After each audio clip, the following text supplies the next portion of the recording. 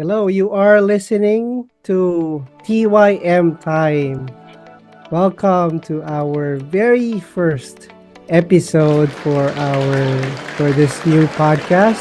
We are very excited to bring out great content, especially for those who are looking for contents regarding faith, love, truth, purpose, and especially about God. I will be your host, one of the hosts of this podcast. I'm Minister Jervin from NTGM, New Times Gospel Ministry from Lord's Glory Church. And I also have our co-host here for today. We have Maestro G-Boy and Doc Isa.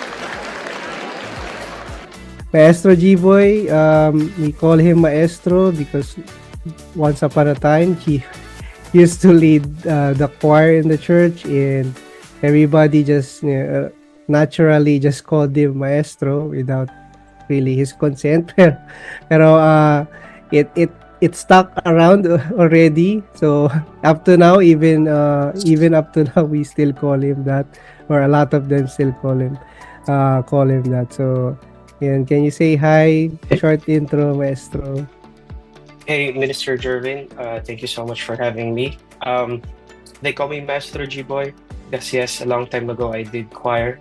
Although I really gotta hand it to you, Minister Jervin, for leading the choir department nowadays faithfully every week, and you've been doing it excellently every week. So I gotta hand it to you. Thank you so much for setting that condition. And yes, thank you for having me again.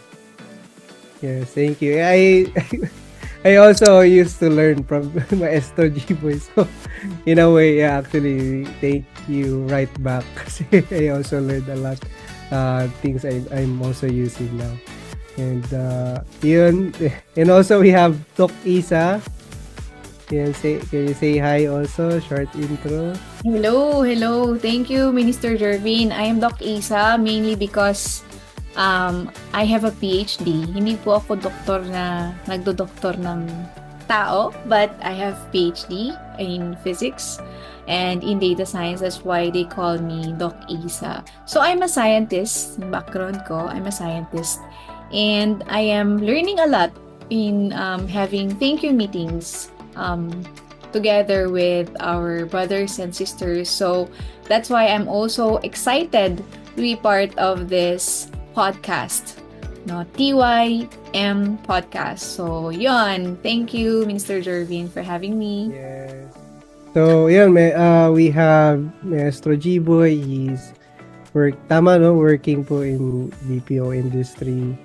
Yep, Yes, working in sales for 8 years. In sales, you're right. So this is Doc Isa as well. So we're gonna have a lot of different perspectives, of course, focusing on the Word of God, but coming from different places as well. So ayan. So before we head on to our TYM time, let's know first ano nga ba yung ibig sabihin ng TYM time. So to explain a bit more, I'll ask again si Doc Isa. Yes. So, ano nga ba yung TYM? I briefly mentioned kanina, no? What is the meaning of TYM? It means thank you meeting. Nag-thank you na rin sila G-Boy, Maestro G-Boy, and then si Minister Jervin kanina, no?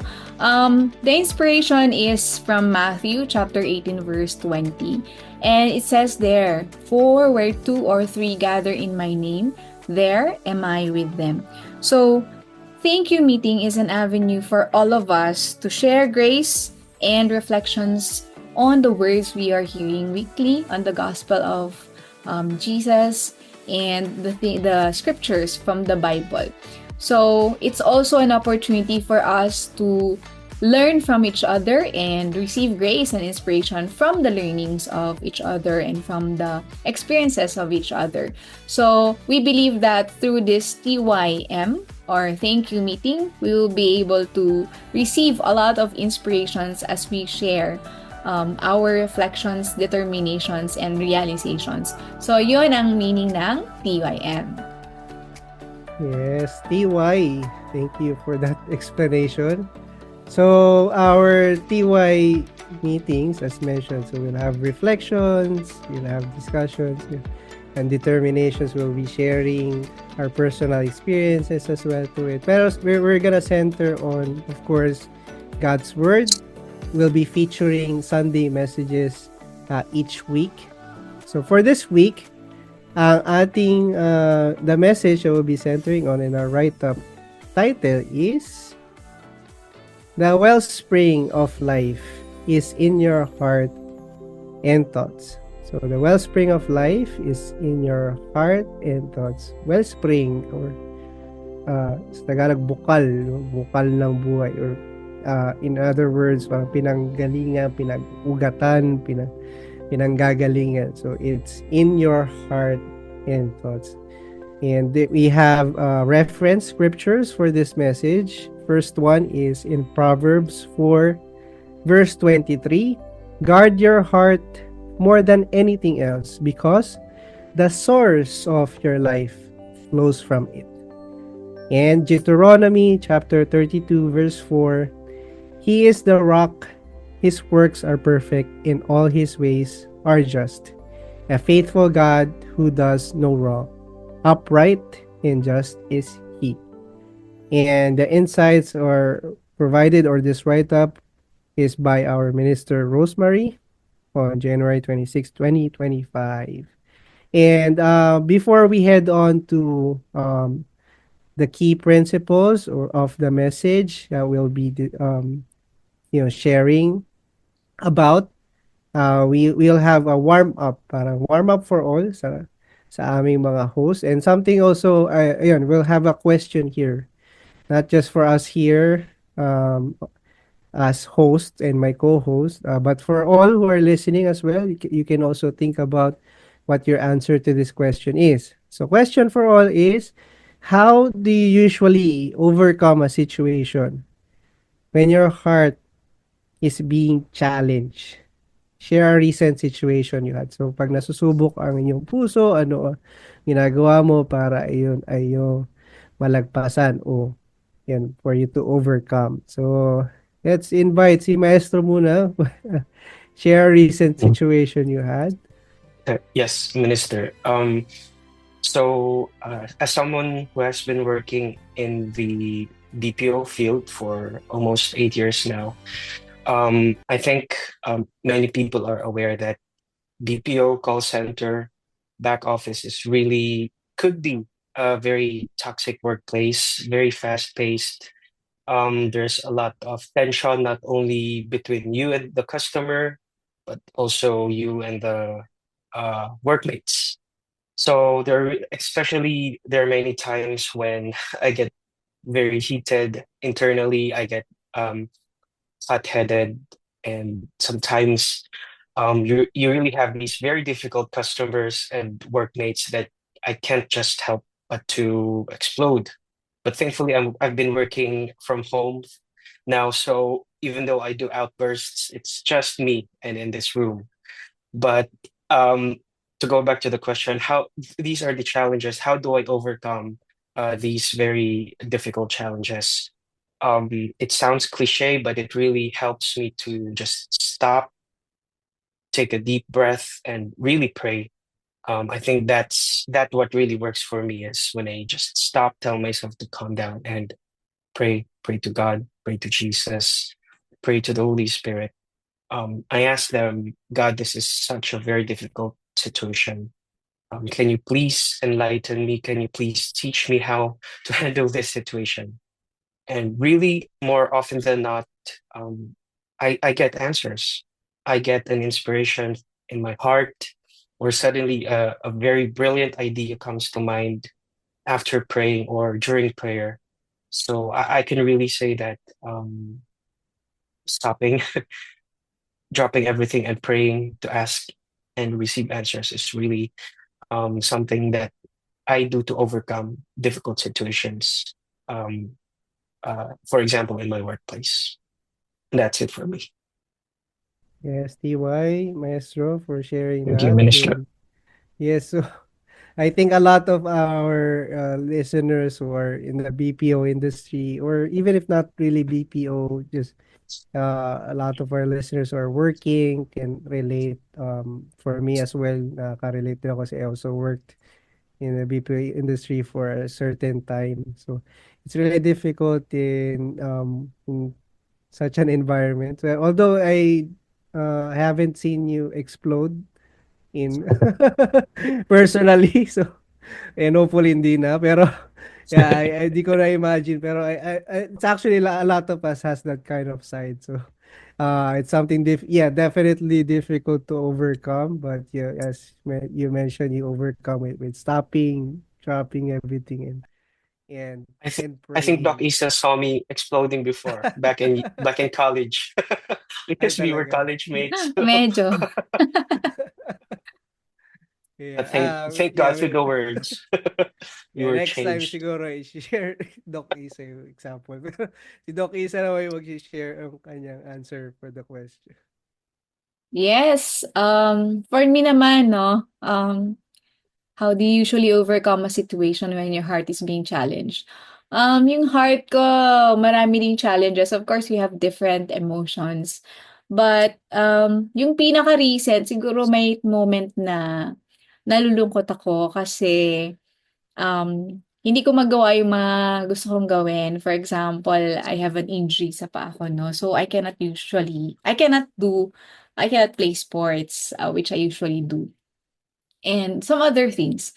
So, for me, pag nasasad ako, usually or pag may problema, hindi lang sa sadness, I think of other things that I should be thankful about.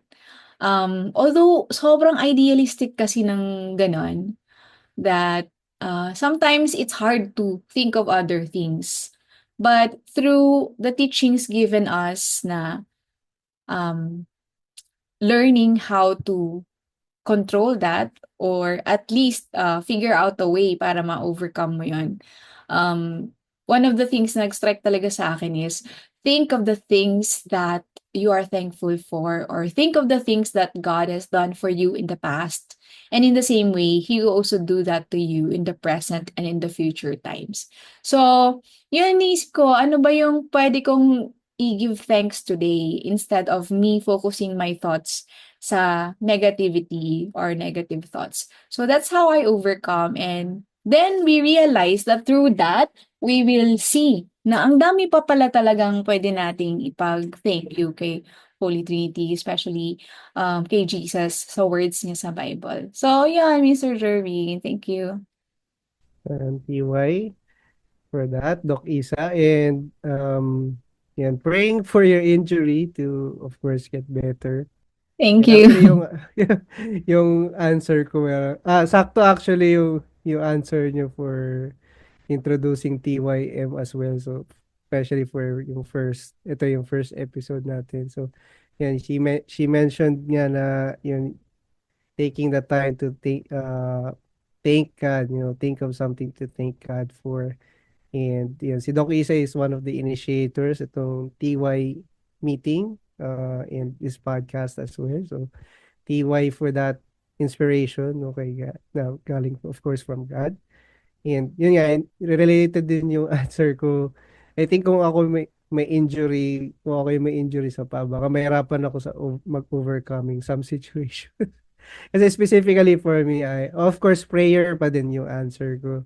How I overcome situations. And there were I think last year up to beginning of this year, I had like very difficult situations with regarding family matters, so with family members.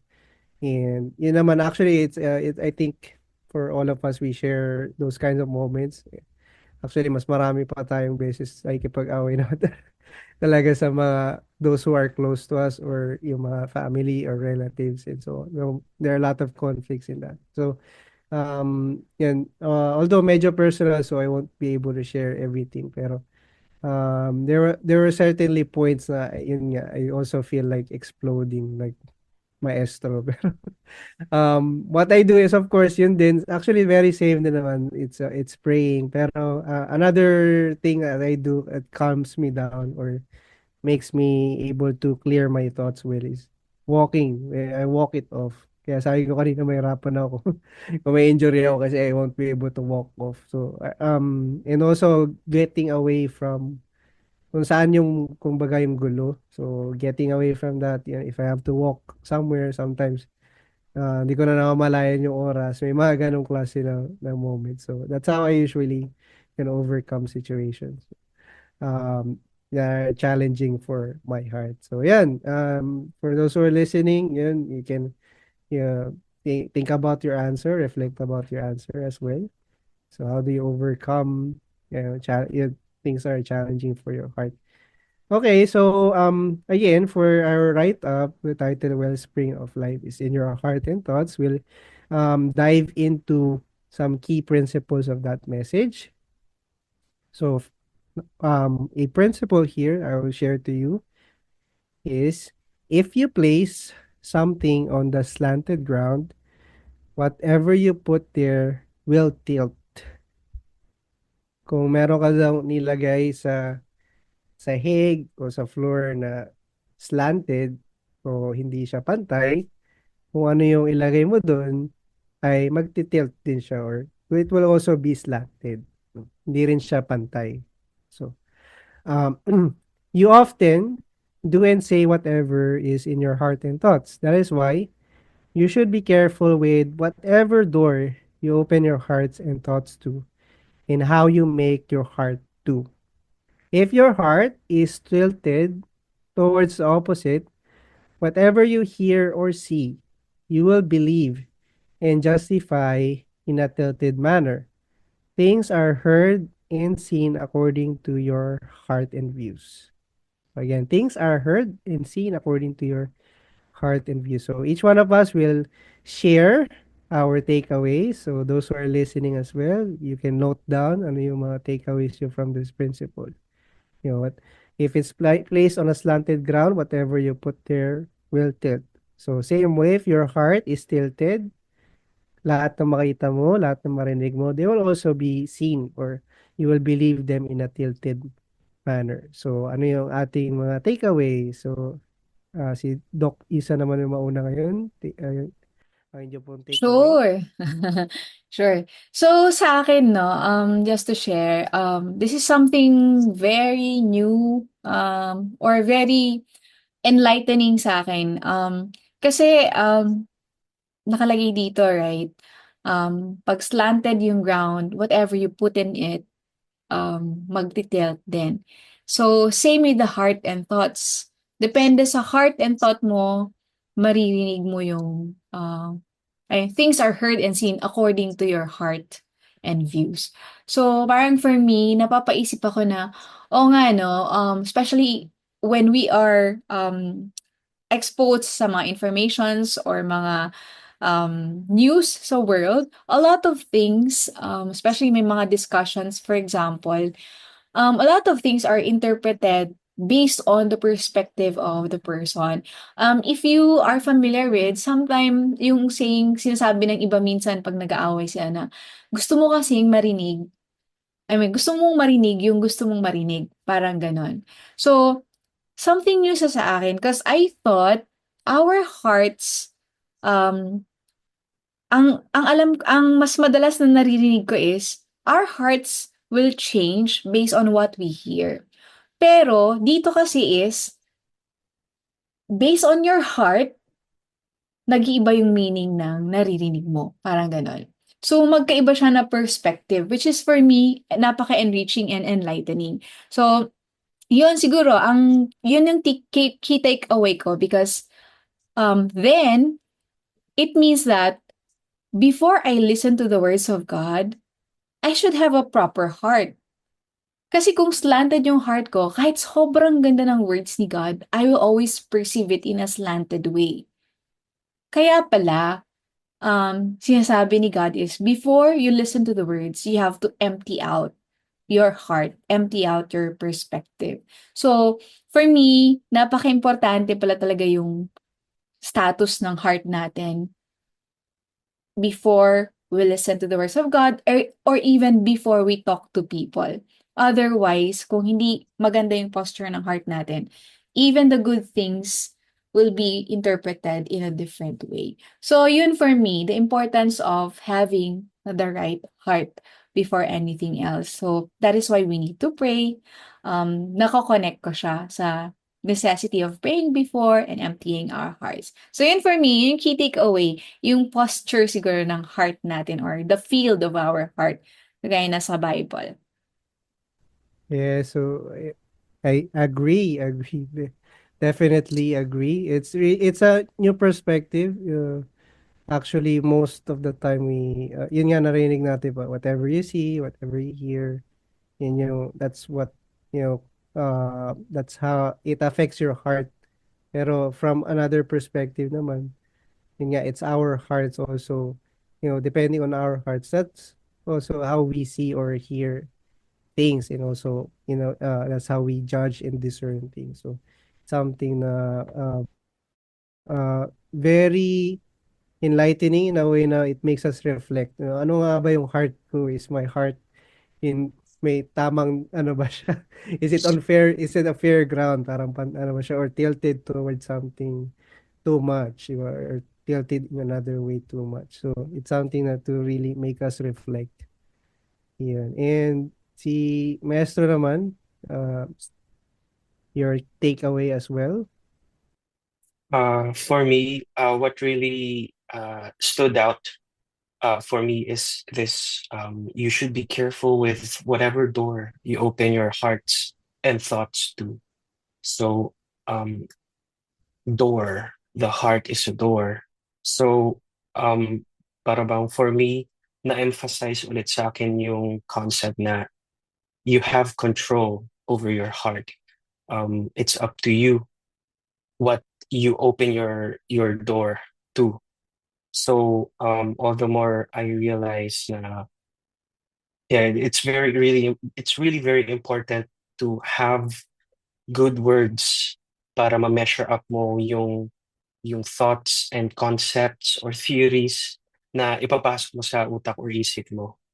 And all the more it makes me reflect every day, ano-anong klaseng thoughts, ano-ano klaseng um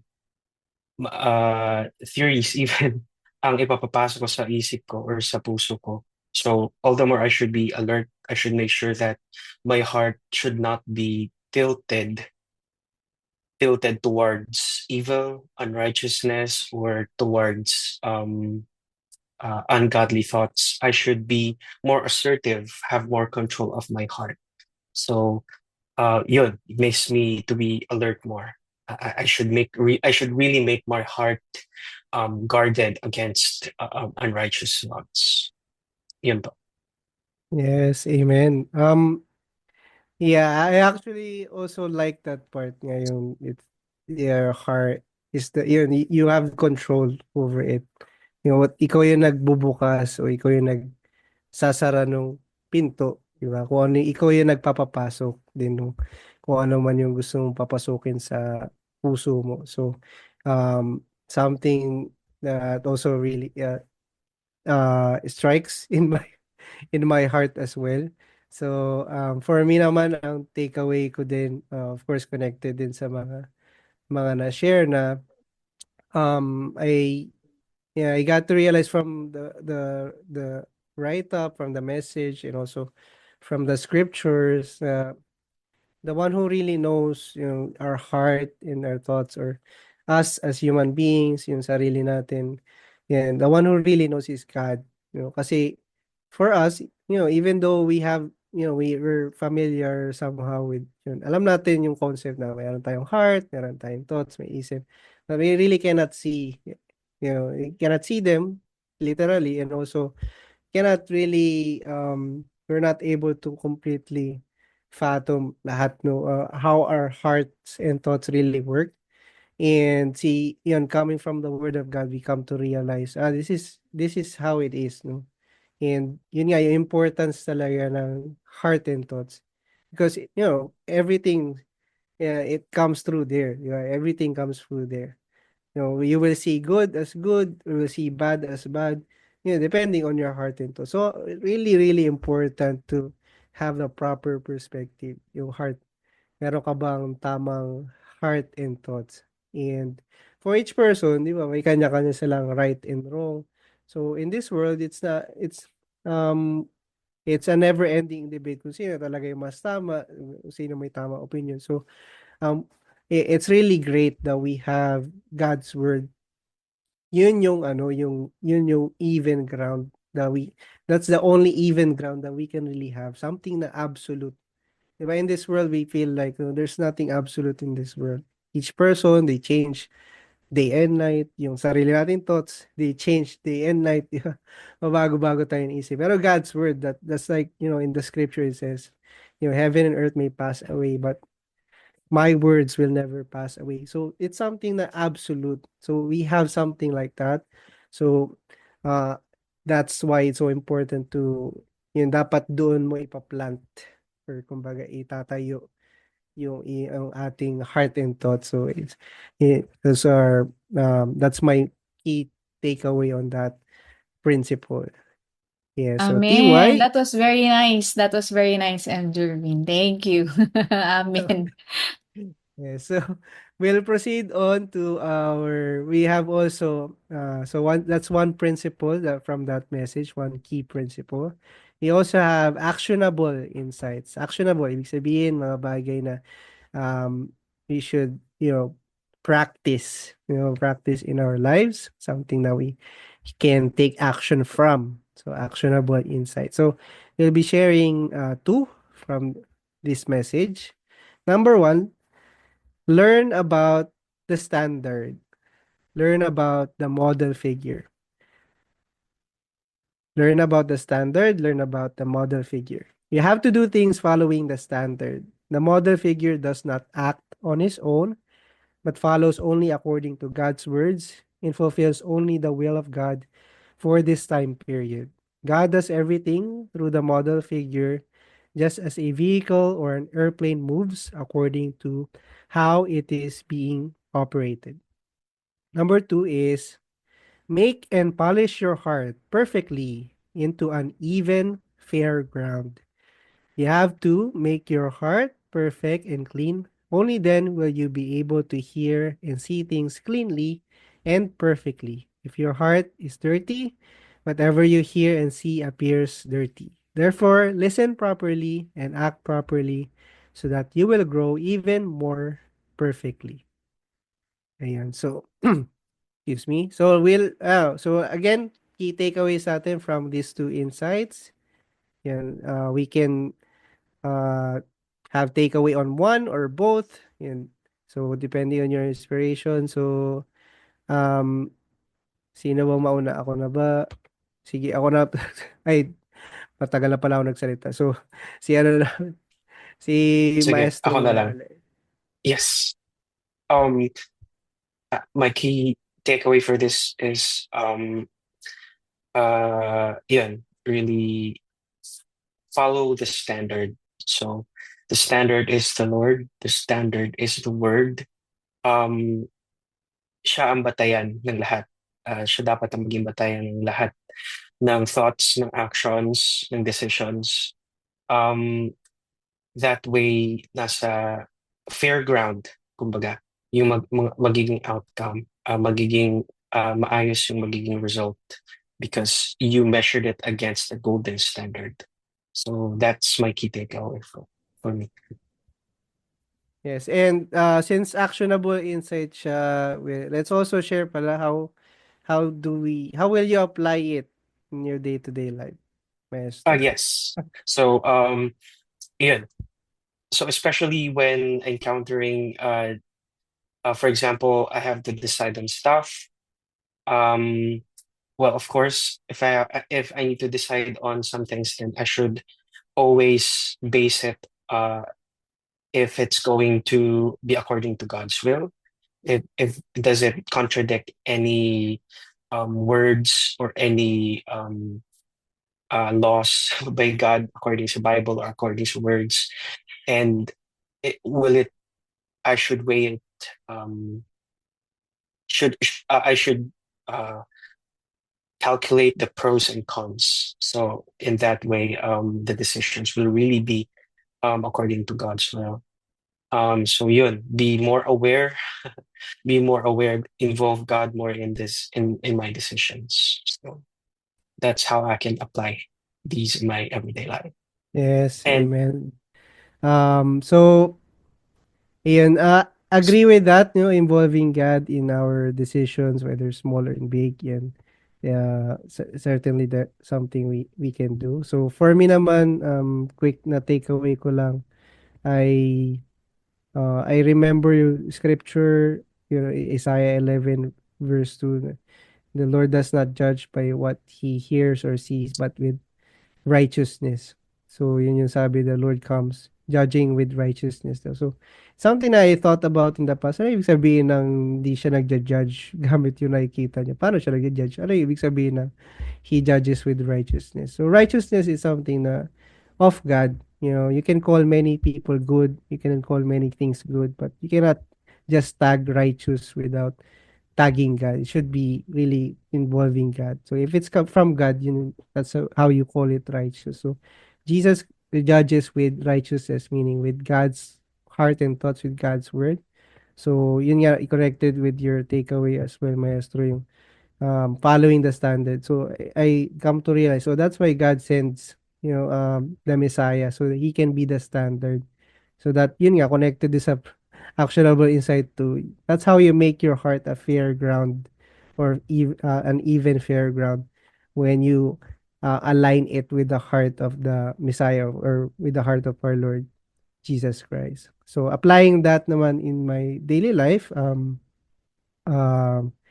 it's also being immersing myself more in God's word. How do I, um as well, yun din, agree din with yung decisions ko, the things that I make. And also yun nga, yung parang taking always a step back in checking. Yan, kumbaga checking, is my heart in the right place, or is it connected to God? Is it aligned with God's word? So those are things I want to check better in my daily life. So, yun po. And then, si Doc naman. Sa akin naman, gusto ko yung polish, make and polish your heart. I believe in continuous learning. So, ako, I love listening to the gospel kasi through that, we can make our physical nature or our wrong thoughts die, no? Sabi nga ni Apostle Paul, if we live following the words, we eventually will realize na, oh, wala na yung parang iba na ako, ganyan. So, I really believe in that. So, step by step, I want to be patient with myself as well.